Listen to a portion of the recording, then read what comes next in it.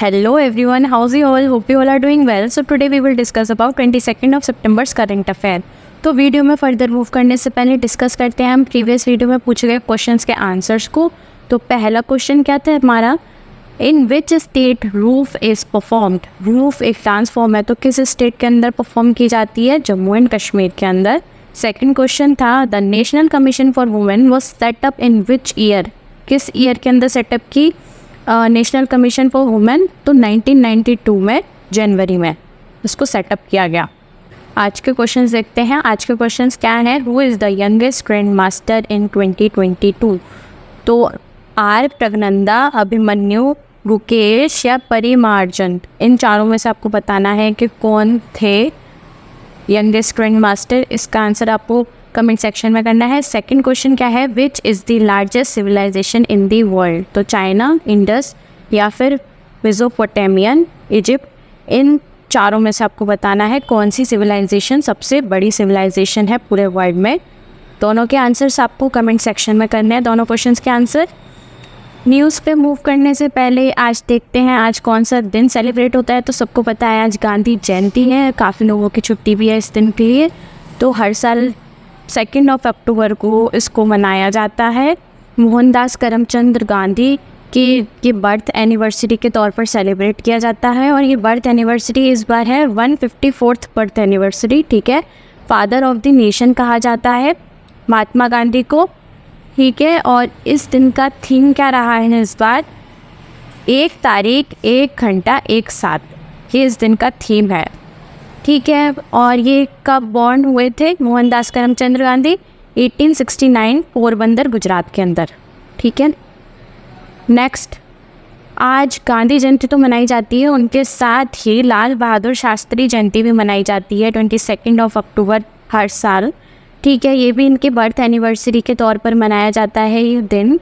ठीक है, और ये जो लाल बहादुर शास्त्री हैं हमारे सेकंड प्राइम मिनिस्टर रहे। फर्स्ट प्राइम मिनिस्टर कौन थे? जवाहरलाल नेहरू थे। ठीक है, और अब आपको बताना है कमेंट सेक्शन में कि फर्स्ट प्रेसिडेंट ऑफ इंडिया कौन थे। ठीक है, और ये बॉर्न कब हुए? 2 अक्टूबर 1904 में ये बॉर्न हुए, मुगल सराय, उत्तर प्रदेश के अंदर। अब फर्स्ट न्यूज़ पर आ जाते हैं। फर्स्ट न्यूज़ क्या है? Asian games 2023। The 2023 Asian Games on the final day of the competition, Prithviraj, Keenan, Zorawar added another gold medal to the tally by shooting the gold medal in the men's trap event. men's trap event के अंदर Prithviraj, Kenin और जोरावर, इन तीनों ने gold medal add कर दिया है। हमारे जो टोटल मेडल है तो उनमें एडिशन हो गया है। पहले हमने इसके बारे में पढ़ा था, एशियन गेम्स के जो मेडल हमने जीते हैं तो वो 14 जीते थे, और उनमें अभी ये गोल्ड मेडल भी ऐड हो चुके हैं, और भी लोगों ने काफ़ी मेडल्स जीते हैं। ये वो कहाँ रहे हैं? एशियन गेम्स हो रहे हैं ज़ोंगझोउ, चाइना के अंदर। ठीक है, ये डेट कब से स्टार्ट हुए हैं? ये 23 सितंबर से स्टार्ट हुए हैं और 8 अक्टूबर तक ये चलेंगे। रेगुलेशन बॉडी कौन है इनकी? Asian game federation, Asian games की रेगुलेशन बॉडी है। पहला गेम जो एशियन गेम का हुआ था न्यू दिल्ली के अंदर हुआ था 1951 में, और 1951 से लेकर 1978 तक ये न्यू दिल्ली के अंदर ही हुए एशियन गेम्स। ठीक है, और अब कहाँ हो रहे हैं? चाइना में, हंगझोउ डिस्ट्रिक्ट के अंदर। उसी से रिलेटेड एक और न्यूज़ है कि इंडिया ने 2 ब्रॉन्ज मेडल भी ऐड कर दिए हैं। ठीक है, एशियन गेम्स के अंदर 2 ब्रॉन्ज मेडल जीत लिए हैं, जिससे हमारा जो टोटल स्कोर है एशियन गेम्स में मेडल जीते जो गए हैं वो 55 हो जाता है। तो 19th एडिशन है ये एशियन गेम का, और ये जीते गए हैं women's and men's speed skating 300 metre race के अंदर। ठीक है, इनको जीता गया है। और मेंस टीम किसने रिप्रेजेंट करी है? मेंस टीम को रिप्रेजेंट करने वाले हैं आर्यन और आनंद, सिद्धांत और विक्रम, इन सब ने मिलके मेंस टीम को रिप्रेजेंट किया है। और वुमेन टीम को किसने रिप्रेजेंट किया है? संजना, कार्तिका, हीरल और आरती, इन सब ने वुमेन्स टीम को रिप्रेजेंट किया, और इसी के साथ ही 2 ब्रॉन्ज मेडल जीते गए हैं, और जिससे टोटल स्कोर क्या हो गया? एशियन गेम्स में जो मेडल जीते हैं उनका टोटल स्कोर हो गया 55। नेक्स्ट आगे बढ़ते हैं। अगली न्यूज़ क्या है, KN शांत Kumar elected chairman of press trust of India PTI board. तो PTI बोर्ड के अभी चेयरमैन किसको इलेक्ट कर लिया गया है, KN शांत कुमार को, ठीक है। और ये PTI जो है, PTI ट्रस्ट जो है वो उसका फाउंडेशन डेट क्या है, 27 अगस्त 1947 इसकी फाउंडेशन डेट है। और इसका type of business non profit corporative है ये ऑर्गेनाइजेशन, ठीक है। हेडक्वार्टर इसका न्यू दिल्ली के अंदर है, न्यू दिल्ली इंडिया। और इनको जो इलेक्ट किया गया, इसकी मीटिंग हुई, एनुअल जनरल मीटिंग हुई थी बोर्ड ऑफ डायरेक्टर्स की, PTI की बोर्ड ऑफ डायरेक्टर्स की एनुअल जनरल मीटिंग हुई। उसके अंदर ये अनाउंसमेंट किया कि इनको एज अ चेयरमैन इलेक्ट किया जाएगा। और चीफ एग्जीक्यूटिव ऑफिसर जो है हिंदुस्तान टाइम्स के, वो है प्रवीण सोमेश्वर। इनको इलेक्ट किया है as a vice chairman of PTI, ठीक है। अभी नेक्स्ट न्यूज़ पर चलते हैं। Doctor Dinesh Dasa takes oath of office and secrecy as member UPSC। Doctor Dinesh Das and scholar with a rich background in forestry and public service, forestry और public service background से ही हैं ये, ठीक है। और इन्होंने ओथ लिया है सेक्रेसी के लिए। मेंबर्स जो है यूनियन पब्लिक सर्विस कमीशन, मतलब UPSC के मेंबर्स, उनकी सेक्रेसी के लिए इन्होंने ओथ लिया है, ठीक है।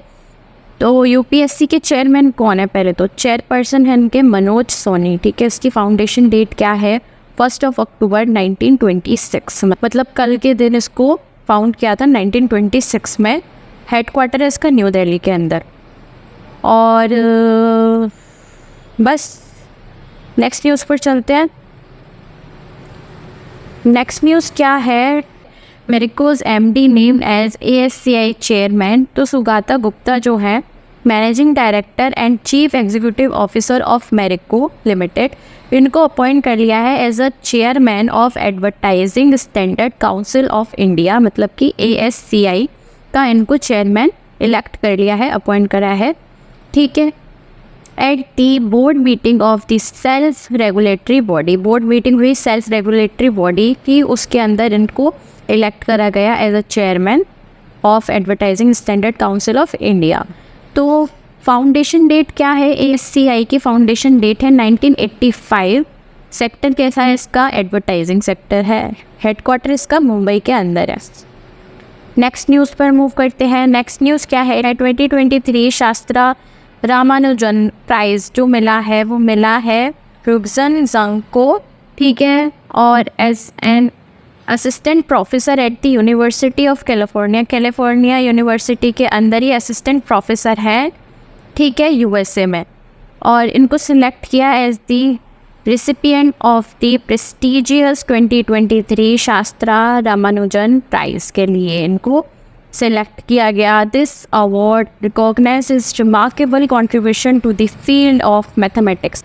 अवार्ड का जो कैश प्राइज़ है वो है $10,000, ठीक है।